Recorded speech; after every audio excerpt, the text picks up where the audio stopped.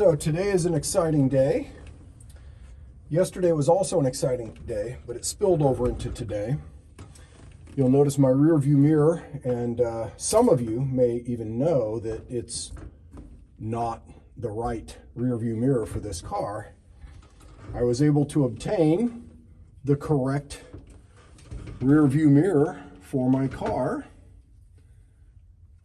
And some of you might be looking at it and saying, wow, you're excited about that? It's kind of a hard thing to come by.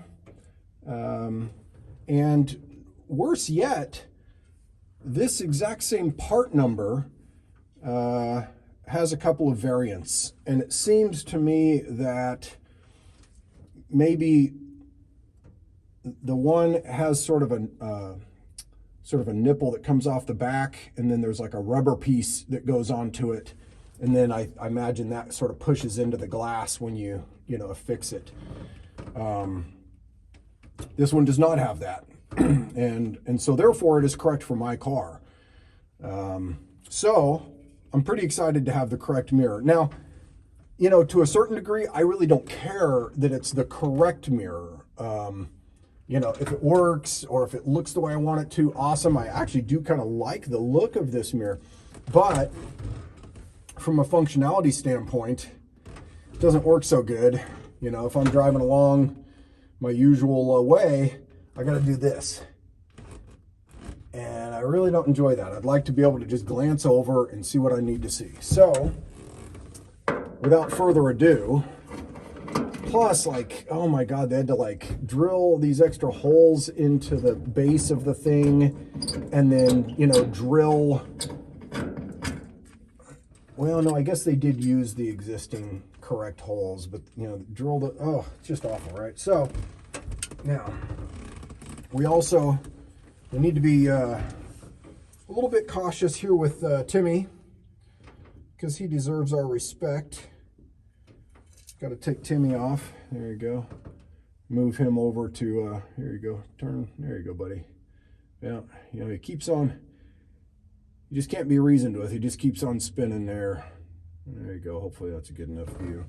Timmy, he's going to get moved over to the other mirror. He's my co-pilot at all times. Now, these are also new screws that I purchased along with stuff for my pop-out windows when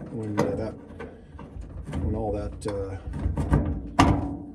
stuff was purchased. Oh God, yes, it's the correct mirror. It's fitting properly. Oh, this is so exciting. I know that plenty of people be like, seriously, dude, that cannot be as exciting as you're making out, but honestly, it really is. I'm very excited about this. There.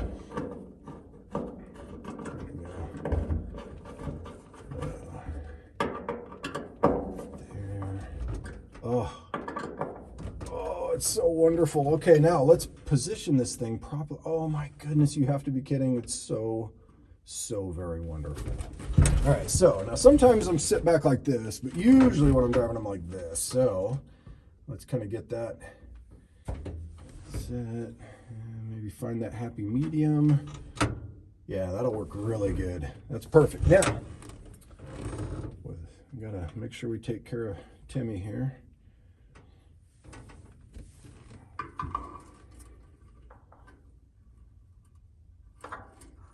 All right. Absolutely perfect. And he's facing me this time. I love it. That's even better. He might not like it as much, because he can't really see where we're going as well, but maybe he'll just have to learn to trust the pilot, because he is only the co-pilot. Now, let's go ahead and make it official and go test this thing out.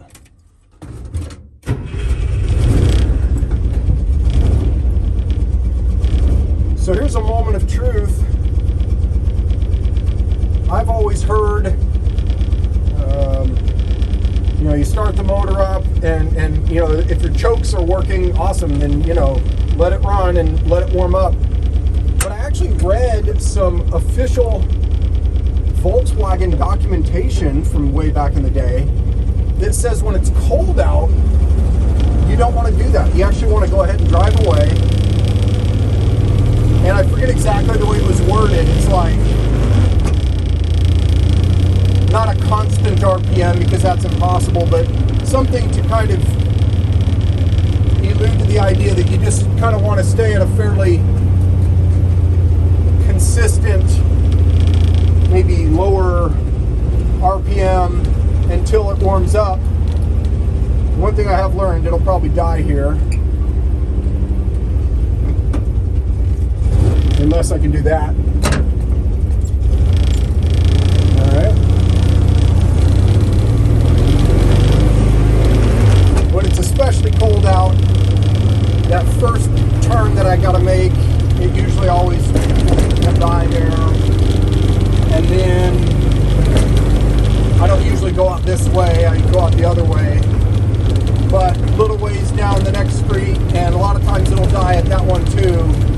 So there's, I don't know, man, maybe like 29 degrees and below, it'll usually die at the end of the second street also. But maybe, you know, up closer to freezing and above, it's usually okay. But it'll be okay by the time I get to the end of this street for sure.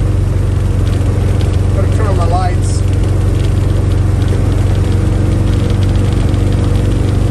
And after I got the car home, and I'd been, you know, like I had to work through a few issues before I could be driving it again. Had several issues keeping me from driving it. And once I got through those issues, I started driving it, and I realized, oh, it's moving around on me. Let's see if we can restore sanity. There we go. That's better. Started driving around a bit and realized that it seemed like one of my headlights really was not working. And I did not make a video about this, but I fixed the problem, took the headlight bucket apart, and like it was just totally rust inside. There was nothing reflective remaining in it. So, you know, the bulb was burning, but there's just no reflection whatsoever. And so I happen to still have some silver paint on hand that I had used for something else in the past. And so I just kind of scrubbed down the rust and put some silver paint on there, basically just to get me by. I mean, that is not a fix, right? I mean, we all know that is not a fix, but just kind of, you know, got me down the road a little further where, you know, I could have two working headlights. So at some point I need to address the bigger issue there and replace the headlight buckets at least. But for now, it allows me to focus on other things. That guy's going pretty quick. And so, it allowed me to focus on this. I now have this wonderful, proper, well-functioning rear view mirror. As much as I like this like ovally shape, it definitely doesn't. Wow, dude, did you just drive over the curb in your expensive Tesla car? You are not a confident driver. Oh wow, and here comes these cars on him, but he can go quick. Anyway, there's more surface area on this mirror, and so I'm definitely realizing the benefit. Here, I'll lay back a little bit. Yeah, and I still got good view. Of course, I see my phone a whole lot in there too, but I don't usually always drive with my phone there. But yeah, this is great, man. This is exactly what I was hoping for. Things working perfectly. It's basically bumping with the car and not on its own the way the exterior rear view does. So it's a very functional, and I'm super excited about it.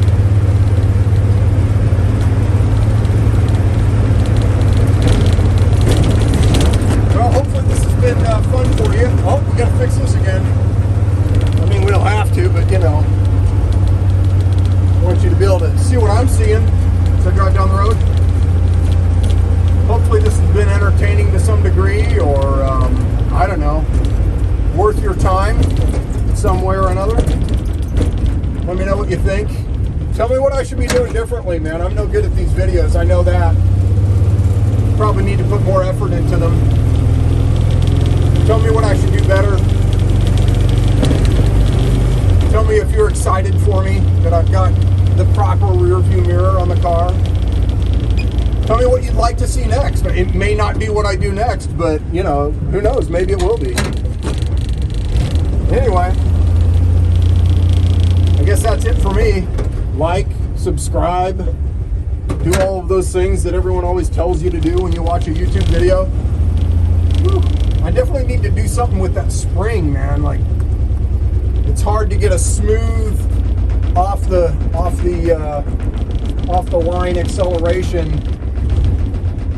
because it just wants to jerk past that starting point. But I know how to deal with it, so I just deal with it. It's not quite far enough. A little more. There we go. All right, that's it. Thanks for watching.